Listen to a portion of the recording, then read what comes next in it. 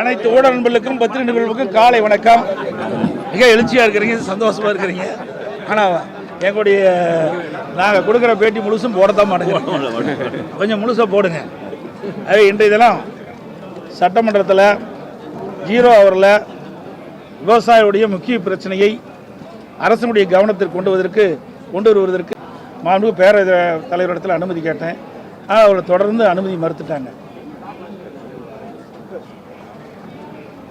இன்றைக்கு தமிழகத்தில் கோவை, திருப்பூர், நாமக்கல், ஈரோடு, விழுப்புரம், தமிழகம் முழுவதும் பல மாவட்டங்களில் கறிக்கோழி வளர்ப்பு பண்ணை நடத்தி வர்றாங்க. இதில் சுமார் 40,000 விவசாயிகள் இந்த கறிக்கோழி வளர்ப்பு பணியில் ஈடுபட்டிருக்கிறாங்க. இதில் சுமார் 5 லட்சம் பேர் தொழிலாளர்கள் பணியாற்றி வருகிறார்கள். இது ஒரு முக்கிய தொழிலாக கருதப்படுகின்றது. கறிக்கோழி விற்கும் நிறுவனங்கள் ஒப்பந்த அடிப்படையில் கோழி வளர்ப்பு தொழில் செய்து வருகிறார்கள். கிலோ ஒன்றுக்கு 6.50 ரூபாய் அவர்களுக்குடைய வளர்ப்பு கூலியாக வழங்கிட்டு இருக்காங்க. அதிமுக ஆட்சியில் தான் அப்போ கால்நடைத்துறை அமைச்சர் இருக்கும்போது இதுக்கு ஒப்பந்தம் போடப்பட்டது. இப்போ பல ஆண்டுகள் ஆகிவிட்டது. இப்போ கோழி குஞ்சு, கோழி வளர்ப்பு தீவனத்தின் நிறுவனங்கள் வழங்கியிருது. ஆனால் இடம், கோழி பண்ணை செட்டு, தேங்காய் நார் மஞ்சி, மின்கட்டணம், தண்ணீர் போல பல மடங்கு இன்னைக்கு உயர்ந்துட்டுது. இந்த விலை உயர்வால் இன்றைக்கு கடுமையாக இந்த கறிக்கோழி வளர்ப்பு பண்ணை உரிமையாளர்கள் பாதிக்கப்பட்டிருக்கிறாங்க. மற்றும் தொழிலாளருடைய சம்பளமும் உயர்ந்து விட்டது. இதனால் இந்த கறிக்கோழி வளர்ப்பு பண்ணை உரிமையாளர்கள் இதனுடைய வளர்ப்பு தொகை உயர்த்தி கொடுக்க வேண்டும் என்று பல முறை கோரிக்கை வைத்தார்கள். அரசிடம் 6 மாத காலமாக தொடர்ந்து இது குறித்து அரசுடைய கவனத்தை கொண்டு வருவதற்கு போராட்டம் நடத்திட்டு இருந்தாங்க. ஆனால் அவர்கள் அதை கண்டுகொள்ளவில்லை.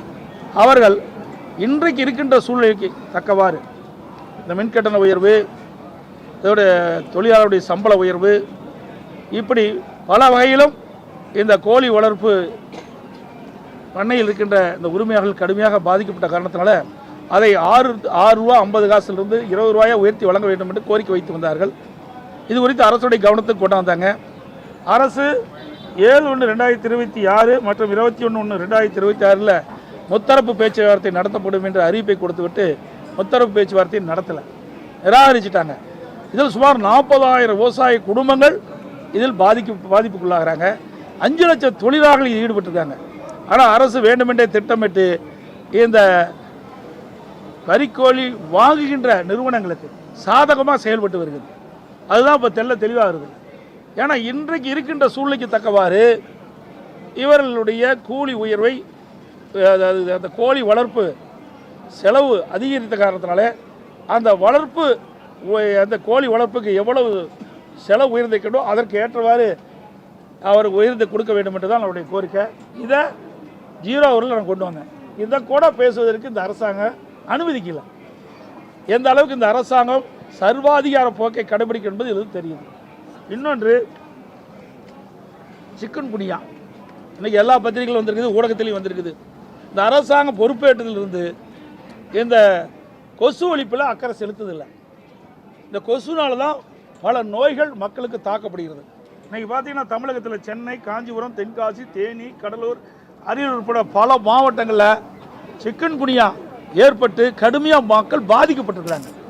அந்த பாதிப்புக்குள்ளான மக்களுக்கு ஆங்காங்கே முகாம்கள் நடத்தி யாரெல்லாம் பாதிக்கப்பட்டார்களோ அவர்களெல்லாம் என்னென்ன அறிகுறி இருக்கின்றதோ அதன் மூலமாக அந்த முகாமிலே அவர்கள் சிகிச்சை பெறுவதற்குண்டான நடவடிக்கை இந்த அரசு எடுக்க வேண்டும் என்று அதுவும் நான் 0 ஹவரில் எழுப்பதாக இருந்தோம். அதுக்கு அனுமதி கொடுக்கல. அதோடு இந்த நோயால் பாதிக்கப்பட்டவர்களுக்கு தனி வார்டு அமைச்சு சிகிச்சை அளிக்க வேண்டும். இல்லாவிட்டால் சிக்கன் குனியா நோய் ஏற்பட்டு விட்டால் உயிருக்கு ஆபத்து ஏற்பட்டுவிடும். இதையெல்லாம் அரசுடைய கவனத்திற்கு கொண்டு வர வேண்டும் என்ற ஒரு நல்ல நோக்கத்தோடு பிரதான எதிர்க்கட்சி என்ற முறையில் நாங்கள் அனுமதி கேட்டோம். அனுமதி மறுக்கப்பட்டு விட்டது. அதனால் நாங்கள் வெளியிடப்பு செய்திருக்கோம்.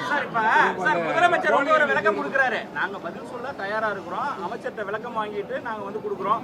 ஆனால் ஏன் இப்போ இன்னைக்கே எடுக்கணும் நீங்கள் வலியுறுத்துறீங்க அப்படின்னு சொல்லி, அதாவது 0 ஹவரில் நேற்று இதனை கைது பண்ணி இன்றைக்கு விவசாயிகள் 6 மாதம் போராடிட்டு இருக்கிறாங்க. இன்னும் நடக்கிறது 2 நாள் தான் இருக்குது. ஏன் இன்றைக்கு என்ன பதில் சொல்வதில் என்ன நேற்றைய தினமே கொடுத்துட்டோம். இது எவ்வளோ முக்கிய பிரச்சனை. 40,000 விவசாயிகள் குடும்பத்துடைய பிரச்சனை. 5 லட்சம் தொழிலாளர்களுடைய வாழ்வாதார பிரச்சனை. இதை கூட இந்த அரசு அக்கறையாக எடுத்து அதுக்கு உரிய பதில் கொடுக்கல. என்ன இன்னொன்று, நான் நேற்றைய தினம் அந்த 55 விதியின் கீழ் நான் அதில் கையெழுத்தில்லை.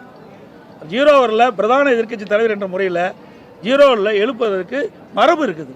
இதை ஏற்கனவே திராவிட முன்னேற்ற கழக ஆட்சி இருக்கின்ற பொழுது தொடர்ந்து 0 ஹவரில் பல கேள்விகள் எழுப்புனாங்க, பல பிரச்சனையை எழுப்புனாங்க. நாங்கள் அதுக்குரிய பதில் கொடுத்தோம்.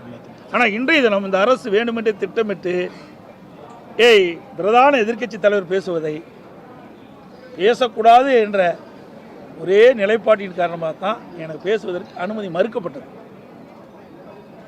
ஆக இவர்கள் எல்லாமே தெரியாதெல்லாம் ஒன்றும் இல்லையா? போராட்டம் பண்ணிட்டு இருக்காங்க, அரசாங்கத்துக்கு தெரியாதா? அப்படி தெரியாத அரசாங்கம் இருந்தால் இந்த அரசாங்கம் மோசமான அரசாங்கம் தான் பொருள். ஒரு நாட்டில் நிலவுகின்ற பிரச்சனை 6 மாதமாக தொடர்ந்து விவசாயிகள் தங்களுடைய உரிமைக்காக போராடி கொண்டிருக்கிறாங்க, தங்களுடைய பிரச்சனையை முன்வைத்து போராடி கொண்டிருக்கிறாங்க. அரசும் 2 முறை முத்தரப்பு பேச்சுவார்த்தை நடத்தப்படும் என்று அறிவிக்கப்பட்டு நடத்தலை. இதெல்லாம் அரசாங்கத்துக்கு தெரியாதா? இதில் துறை அமைச்சருக்கு தெரியாதா? அப்படி தெரியலனா இந்த ஆட்சி அகற்றப்பட வேண்டிய ஆட்சி என்பது மக்கள் முடிவு செய்து விட்டார்.